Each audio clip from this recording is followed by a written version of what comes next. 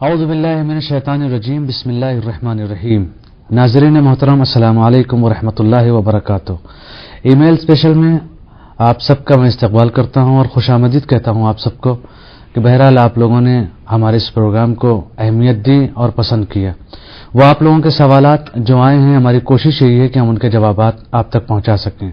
اس لیے یہ ہمارا پروگرام الحمدللہ آپ کے مورد پسند اور آپ نے اس کو پسند کیا ہے، اور ہماری کوشش یہی رہے گی کہ ہم اسی طریقے سے آپ کی پسند کے اعتبار سے، تاکہ آپ کے اور ہمارے معاشرے کی اصلاح ہو سکے، اس لیے ہم ایسے پروگرامز رکھتے رہیں گے۔ تو آج ہمارا جو پروگرام ہے وہ اس میں چند سوالات ہیں جن کے ہمیں جوابات حاصل کرنے ہیں علی جناب مولانا علی عظیم شیرازی صاحب سے، جو مستقل آپ کی خدمت میں حاضر رہتے ہیں۔ لہذا آئیے ان کا استقبال کرتے ہیں۔ مولانا السلام علیکم ورحمۃ اللہ وبرکاتہ۔ وعلیکم السلام ورحمۃ اللہ وبرکاتہ۔ یہ جو ای میل اسپیشل کا ہمارا پروگرام ہے، اس میں ناظرین کی بہرحال توقعات جو ہیں وہ یہی ہیں کہ وہ اپنے جوابات کو حاصل کر لیں اس پروگرام کے ذریعے سے۔ تو یہ پہلا سوال جو ہے یہ فیصل آباد سے ہے۔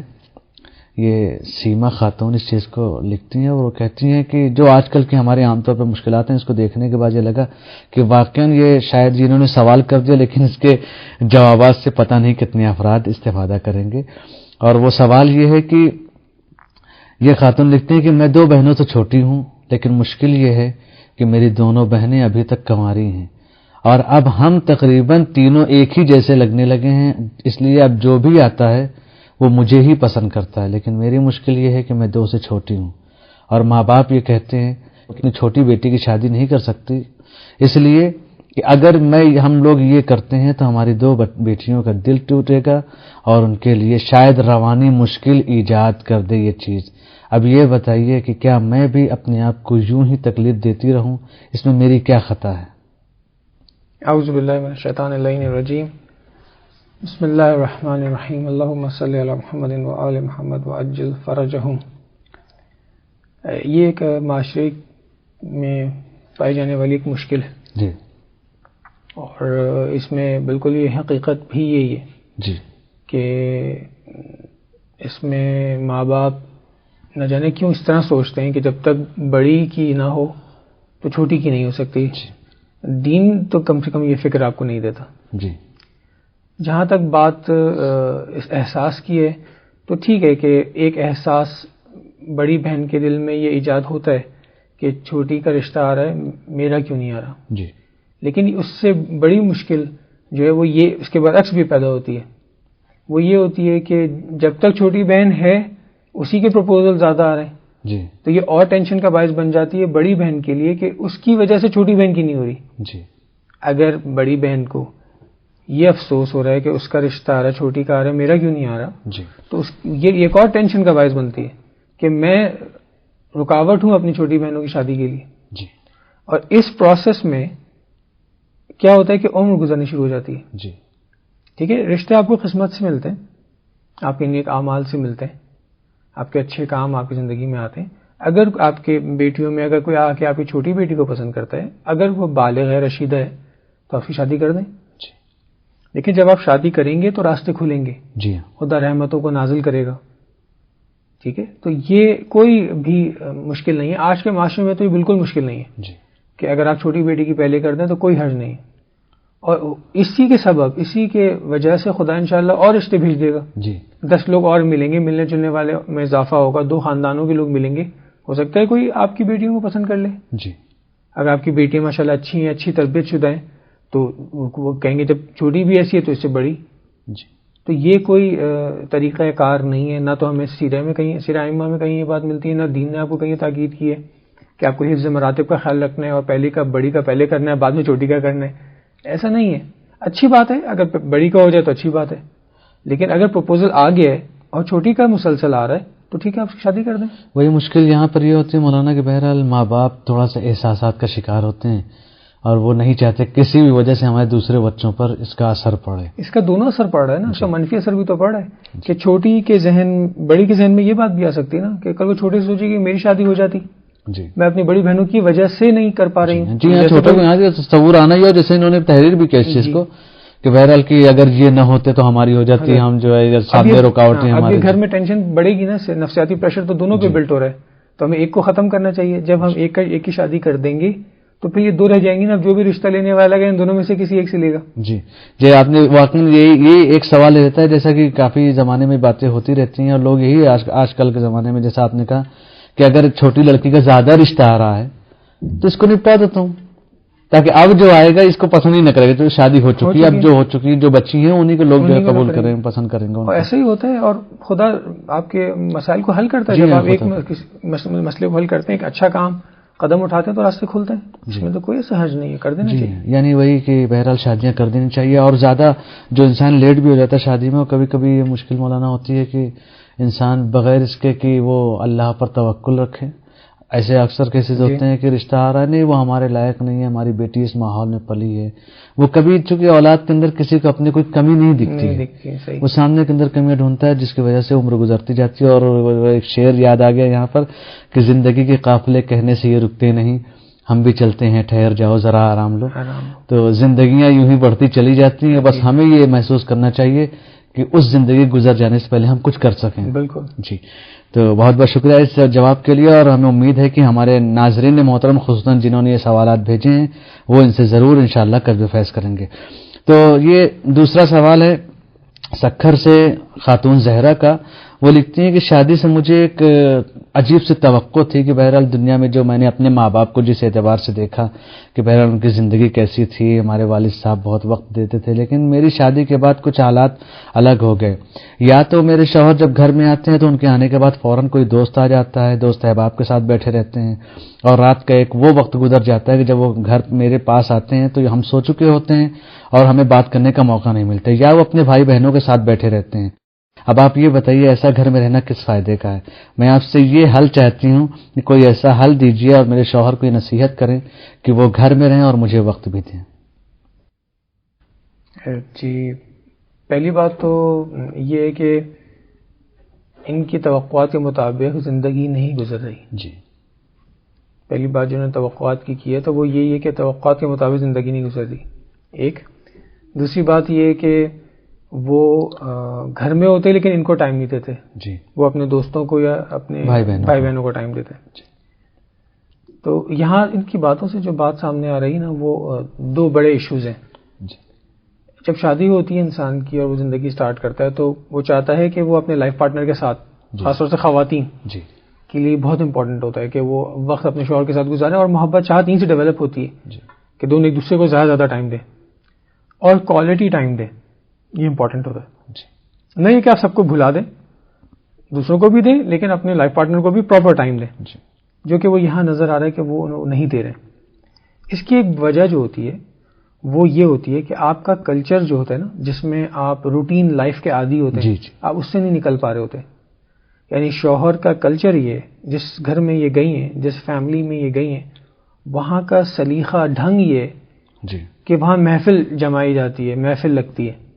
جسے بعض زبان میں کہتے ہیں سکر کی زبان میں کچہری لگتی ہے. ٹھیک ہے نا، بیٹھک لگتی ہے. تو بعض کلچرز میں ایسا ہوتا ہے کہ وہاں کی خواتین بھی اس کی عادی ہوتی ہیں. یہ غالباً اس کلچر کی نہیں ہے، اس ٹرینڈ کی نہیں ہے، تو وہ ان کو ایڈجسٹ نہیں کر پا رہی وہ اس کے اندر. کیونکہ وہاں یہ ہوتا ہے کہ رات میں میاں جیسے یا شخص جو بھی ہے وہ جب کام سے آفس سے گھر آتا ہے، روٹی کھاتا ہے، اور روٹی کھانے کے بعد پھر محفل جمتی ہے. اس میں پھر گپیں باتیں اور پورے دن کیا ہوا اور دل آزاری بھی. سارے گھر کے افراد ایک ساتھ بیٹھتے ہیں، سارے گھر کے افراد بیٹھے ہوتے ہیں، یا وہ شخص گھر سے نکل کے باہر جاتا ہے، مردوں کی محفل میں بیٹھتا ہے، تو وہاں وہ باتیں ہوتی ہیں. یہ مزاج ہے، یہ ایک ایکسیپٹڈ اور سمجھا ہوا، ویلیو دیا ہوا یہ ایک پریکٹس ہے. یہاں وہاں کا معاشرہ ہی ایسا ہے. اب یہ جب اس معاشرے میں گئی نا تو یہ کسی اور توقعات کے ساتھ آئی تھی. تو یہاں پہ ان کو یہ سمجھنا پڑے گا کہ اس معاشرے میں کیسے رہتے ہیں لوگ، یہاں کی خواتین کیسے رہتی ہیں. شکایت بھی اگر کرتی ہوں گی تو وہ اس میں رہتی بھی ہوں گی. ٹھیک ہے، تو اول تو یہ اس کے مقابلے میں نہ آئے. یہ اگر مقابلے میں آئیں گی تو کلیش ہو جائے گا ان کے ساتھ، جھگڑا ہوگا اور ٹینشن بڑھے گی. جی ہاں، جلدی اپنے آپ کو انسان چینج نہیں کر پاتا، جیسا کہ آپ مسلسل اس چیز کو بیان کر رہے ہیں. ٹائم لگے گا، صبر کرنا پڑے گا. توقعات بھی ان کو، جو ان کی توقعات تھیں ٹھیک تھیں، شادی سے پہلے انہوں نے توقعات بنائی. حقیقت کے کتنے مطابق تھی یہ مجھے نہیں معلوم، لیکن ابھی جب وہ پریکٹیکل لائف میں آئی ہے تو اس کے مطابق نہیں نکل رہی. اور زیادہ تاکید بھی کسی بات پر کہ شوہر ان کو ٹائم دے. تو شرعاً یہ ان کا حق ہے کہ شوہر ان کو ٹائم دے. شوہر کو بیوی کو ٹائم دینا چاہیے. جی. اب شوہر کی یہ عادت نہیں ہے تو کم سے کم انہیں یہ آگاہی دلائی جائے گی کہ آپ اپنی بیوی کو کچھ تو ٹائم دیں, بہت تھوڑا سا ٹائم ان سے لیں. جی. ایک دم سے نہیں ہوگا, ٹھیک ہے. تو یہ اپنے آپ کو بہتر بنائے تو بہتر ہے. جی. یعنی خاتون اپنے آپ کو اس کلچر میں ڈھالیں تو بہتر ہے. جی. کیونکہ وہ کلچر سے کلیش نہ کریں, ورنہ وہ پورا کلچر ان کے خلاف ہو جائے گا, گھر والے ان کے خلاف ہو جائیں گے. جی. کہ یہ آئی ہیں ہمارے نظام کو دھرم بھرم کرنے کے لیے, ہم لوگ خوش تھے, ہمیں پیار محبت ہے, سب کچھ تھا, ابھی آ کے ہمارے بچے کو ہم سے کھینچ لیا ہے, دوستوں سے جدا کر دیا ہے اور اپنے چار دیواری کے اندر لے گئی ہیں اسے. یہ تصور یہ لوگ کریٹ کرنا شروع کر دیں گے. تو ایسے مواقعوں میں آپ کو صبر کرنا ہوتا ہے, تحمل کرنا ہوتا ہے. کچھ عرصہ ہوتا ہے شوہر دوستوں میں بیٹھتا ہے اٹھتا ہے, لیکن آپ سے کہیں ٹھیک ہے مجھے کوئی حرج نہیں ہے, آپ ایک دن آپ مجھے دے دیں خالی, یا ایک دن میں 2 گھنٹے مجھے دے دیں. جی. اس طرح سے آپ گریجولی لے کے بڑھتے جائیں, اپنے پیار محبت میں کمی نہ لے کر آئیں, شکایت نہ کریں اور صبر تحمل سے کام لیں. تو یہ آہستہ آہستہ پھر آپ اپنے شوہر کو اپنے ساتھ زیادہ ٹائم پر بھی لا سکتی ہیں. جی. لیکن اگر آپ چاہیں گی نہیں پہلے ہی مرحلے میں میں ان سے کہوں گی یا تو آپ مجھے ٹائم دیں یا اپنے دوستوں کو ٹائم دیں, تو اس طرح نہیں ہوگا. یہ ایک مائنڈ سیٹ بنا ہوا ہے, ایک پریکٹس بنی ہوئی ہے, اس کو آپ ایک دم سے چینج نہیں کر سکتے. جی. اور مردوں کو بھی چاہیے کہ وہ اس چیز کا لحاظ مردوں کو چاہیے لحاظ کریں, کیونکہ اب شادی کی کس لیے کی, شادی اس لیے کی نا کہ گھر میں ایک بیوی آئے, اس کا حقوق بھی تو ادا کرنے. جی. حقوق ادا کریں, ان کو آگاہ کریں حقوق سے, اخلاق سے, ائمہ کے سیرے سے کہ انہوں نے کس نے زندگی گزاری, بیوی بچوں کو کس نے ٹائم دیا, تاکہ وہ اس کو بھی پریکٹس کریں. جب انسان کہتا ہے کہ بھئی ہم ایک مومن ہیں, ہم مولا ہی ہیں, تو پھر ٹھیک ہے مولا کیا فرمان پہ تو عمل کریں نا. جی. تو یہ تقاضا ہونا چاہیے. تو آہستہ آہستہ ہوگا. جی. دل جیتنا پڑے گا گھر جی. والوں. یعنی حقوق کی رعایت کریں ایک دوسرے کی. بہرحال وہ اتنی جلدی اپنے معاشرے سے نہیں نکل سکتے, اور لیکن یہ چاہیے کہ بہرحال وہ بھی اس خاتون کے بھی, چونکہ اس ماحول کی نہیں ہے, لہٰذا اس کو بھی لگتا ہے کہ ہمارا شوہر اپنے ساتھ رہے. جیسے وہ اپنا ماحول نہیں بدل پا رہے, اس کو بھی ٹائم لگے گا اپنے ماحول کو. جی. یہ دہلی سے بلقیس خاتون یہ تحریر فرماتی ہیں کہ زمانے کے جو اخراجات ہیں ان کو دیکھتے ہوئے ہم دونوں میاں بیوی نے یہ فیصلہ کیا کہ ہم دونوں جاب کریں. لیکن اس کے ساتھ ہم دونوں ابھی جاب تو کر رہے ہیں, لیکن سب سے بڑی مشکل یہ ہوتی ہے کہ جب میں گھر آتی ہوں تو ہمارے شوہر کی خواہش یہ رہتی ہے کہ میں سارے گھر کے امور کو انجام دوں. اب ایک وہ خاتون جو دن بھر کام سے اپنے آفس میں یا دوسری جگہ اپنے کام میں لگی ہوئی ہو, جب وہ اپنے گھر آئے تو وہ گھر کے سارے کام کیسے انجام دے سکتی ہے؟ جہاں گھر کے دونوں جگہ جاب کر رہے ہیں. جی. اور آج کل حالات بھی ایسے ہو گئے ہیں کہ ضرورت, کیونکہ وہ کہہ رہے ہیں کہ ہماری ضرورت ہے. جی. تو اس میں تو ضروری ہے کہ شوہر بھی ان کے ہاتھ بٹائے. جی. کیونکہ جب کہ وہ اقتصادی حوالے سے شوہر کا ہاتھ بٹا رہی ہیں جی. گھر کے امور کو چلانے کے لیے, تو یہ ایک ذمہ داری ان کی اور بڑھ گئی ہے. تو شوہر کو بھی چاہیے کہ جب وہ گھر آئیں تو وہ ان کے ہاتھ بٹائیں. جی. جس حد تک بٹا سکتے ہیں اس حد تک تو کریں. جی. اور جب مل کر زندگی گزارنی ہے تو ہر چیز شیئر کرنی ہے. جی. تو اس میں بھی وہ شیئر کریں, اس میں کوئی شرم کی بات نہیں ہے. نبی اکرم صلی اللہ علیہ وسلم کی زندگی میں تو ہم دیکھتے ہیں جی. کہ آپ نے گھر کے سارے کام کیے. جی. آپ نے اپنے گھر میں جھاڑو بھی لگایا, آپ نے جو ہے وہ اونٹنی سے دودھ بھی دھویا ہے, جی. اور آپ نے سارے کام کیے. جی. گھر کے جو امور ہوتے ہیں, کپڑے کا دھونا ہے, وہ بھی آپ نے کیا. یعنی مرد اور عورت کا تصور جو ہمارے یہاں غلط ہے, وہ اسلامی تصور سے تقریباً پوری طریقے سے میل نہیں کھاتا. جی. امام علی علیہ السلام نے بھی یہی کیا. جی. آپ نے حضرت فاطمہ السلام کا ہاتھ بٹایا, گھر کے اندر بھی گھر کے باہر بھی. تو یہ تو ایک اچھے انسان کی پہچان ہے نا, کہ سامنے والے کو وہ عزت دیتا ہے, اہمیت دیتا ہے, اس کو اپنا شریک سمجھتا ہے. جی. ٹھیک ہے کہ اب وہ کوئی انسان جو ہے وہ اگر افورڈ کر سکتا ہے, کسی کو میٹ رکھ سکتا ہے, کوئی کام کرنے والی یا کوئی شخص باورچی رکھ سکتا ہے, تو وہ ایک الگ بات ہے, افورڈ کر سکتے ہیں آپ رکھ لیں. جی. لیکن اگر آپ نہیں رکھنا چاہتے, آپ خود ہیلپ کر سکتے ہیں تو کر دیں. جی. اب وہ جیسے یہ خاتون فرما رہی ہیں کہ مجھے ہی سارا کام کرنا ہے, تو ٹھیک ہے اگر آپ دونوں کما رہے ہیں اور اتنا کما کے بچا سکتے ہیں کہ کوئی کام کرنے والا گھر میں رکھ لیں. جی. خاتون کوئی آئیں صفائی کر جائیں, کھانا پکا جائیں, تو ٹھیک ہے یہ کر لیں. لیکن اگر یہ نہیں ہو سکتا, جی, تو پھر میاں کو بھی ہاتھ بتانا چاہیے. تو ظلم ہو جائے گا نا کہ ایک سے زیادہ کام لے رہے ہیں, ایک سے کم کام لے رہے ہیں. تو یہ تو اچھی زندگی گزارنے کا طریقہ بھی یہی ہے کہ اپنی زندگی کے دونوں آدمی, جس طریقے سے خاتون آپ کی ہیلپ کر رہی ہے اور آپ کی مدد کر رہی ہے آپ کی زندگی کو آگے بڑھانے میں, تو آپ ایک اچھے مرد ہو کر بھی اس کی مدد کریں. اس کی سیٹنگ آپ خود کر سکتے ہیں کہ فرض کریں ہفتے کے 3 دن یہ کر لیں, 3 دن وہ کر لیں, یا آدھا کام کر لیں, یا جیسے بھی جو انڈرسٹینڈنگ ڈیولپ ہو سکتی ہے. جی ہاں, جس طریقے سے. لیکن کوئی شکایت نہیں ہونی چاہیے کہ سارا کام میں ہی کیوں کروں. بات صحیح ہے, ان کی جائز ہے شکایت. تو یہاں شوہر سے تاکید یہی ہوگی کہ آپ بھی ایک اچھے شوہر ہونے کے ناطے جو ہے آپ اس کا ہاتھ بٹائیں تاکہ بہرحال زندگی ہماری اچھی گزرتی رہے اور انڈرسٹینڈنگ کے ساتھ آگے بڑھیں. جی ایک بہرحال یہ سوال آیا ہے پشاور سے. سمیرہ خاتون لکھتی ہیں, کہتی ہیں کہ میں ایک پڑھی لکھی خاتون اور PhD کیا ہوا ہے میں نے, لیکن جس ماحول میں میری شادی ہوئی ہے وہاں قبائلی ماحول ہے، اور ابھی بھی خاتون کو یہ حق نہیں ہے کہ وہ اپنی رائے پیش کرے، جبکہ میرے شوہر علمی اعتبار سے مجھ سے بہت کم ہیں، لیکن میری مشکل یہ ہے کہ میں وہاں پر بول نہیں سکتی ہوں کسی بھی مسئلے میں، یعنی گھریلو یعنی گھر کا بھی کوئی مسئلہ ہو، کوئی فیصلہ ہو تو میں اس کو انجام نہیں دے سکتی. ہر بار یہی کہہ کر مجھے خاموش کر دیا جاتا ہے کہ ہمارے یہاں عورتوں کو بولنے کی اجازت نہیں ہے. تو کیا اتنے پڑھے لکھے ہونے کے باوجود میری کوئی حیثیت نہیں ہے؟ جی، ہمارے معاشرے کا یہ ایک بہت بڑا مسئلہ ہے یہ کہ ہم لوگ اتنے یعنی ترقی یافتہ دور میں بھی رہ رہے ہیں، لیکن ابھی تک ہم بعض اس سسٹمز پر باقی ہیں کہ جو دور جاہلیت سے چلے آ رہے ہیں اور ابھی تک وہ رائج و نافذ ہیں. جی. کیونکہ شادی سے پہلے ہم نے اپنے بہت پہلے پروگرامز میں جہاں پہ ہم نے شریک حیات کے انتخاب کی بات کی تھی، وہاں پر ہم نے جب ہم کف ہونے کی بات کی تھی وہاں پہ یہ بتایا تھا کہ آپ تعلیمی اعتبار سے ضرور دیکھیں جی کہ آپ کس سے شادی کرنے جا رہے ہیں یا جا رہی ہیں. تھوڑا بہت ڈفرینس تو ٹھیک ہے جی، لیکن بہت زیادہ ڈفرینس ہوگا اگر تعلیمی اعتبار سے تو مشکل ہو جائے گی جی. اور یہ مشکل آج ہم یہاں دیکھ رہے ہیں جی کہ واقعی یہ ایک مشکل ہے کہ ایک خاتون اگر پی ایچ ڈی ہے، ان کا شوہر بہت کم پڑھا ہوا ہے، تو فکری ہمانگی تو بالکل بھی نہیں ہوتی، جی مشکل ہو جاتی ہے وہاں پہ. مگر یہ کہ تربیت یافتہ ہوں، اگر دونوں تربیت یافتہ بھی ہوں گے تو مشکل بہت کم ہو جائے گی. اچھا، مشکل یہاں پہ ایک اور بھی ہے، وہ ہے قبائلی سسٹم ہے اور وہاں پہ خاص قسم کا ایک نظام ہے، اس میں خواتین کو اجازت واقعی نہیں ہوتی ہے، تب وہ اختیار بھی نہیں رکھتی، بعض جگہوں پہ ایسا بھی ہوتا ہے. جی. تو ایسی صورتحال میں واقعی ایک مشکل ہے، یہ سسٹم کی مشکل ہے نا، یہ تو آپ انوائرمنٹ کی مشکل آپ کہہ لیں. جی. مثال طور پہ آپ ایک ایسے ناردرن ایریاز میں چلے گئے ہیں، نارتھ پول پہ چلے گئے ہیں جہاں برف ہی برف ہے. جی. اب آپ وہاں ہیں اور برف ہے تو آپ کو کوٹ تو لینا ہی پڑے گا. جی. آپ یہ نہیں کہہ سکتے کہ میں یہاں کوٹ نہیں پہننا چاہتی. جی. ٹھیک ہے نا، سردی ہے، اس کا اپنے بچانا ہے تو یہ کرنا پڑے گا. جی. ہمیں اس صورتحال میں ہمیں پورے معاشرے کو ایجوکیٹ کرنا ہوتا ہے، معاشرے میں تعلیم اور تربیت کے نظام کو نافذ کرنا ہوتا ہے. اس کے اثرات بعد میں دیکھے جاتے ہیں 10-15 سال بعد. اس صورتحال میں جس میں یہ موجود ہے، واقعی اس ماحول میں پہلا مرحلہ تو یہ کہ ان کو صبر کرنا ہوگا. جی. ان کو اپنے اب کیونکہ یہ پڑھی لکھی ہیں تو ان سے توقع بھی ہے کہ ان کے اندر تواضع زیادہ آئے گا. جی.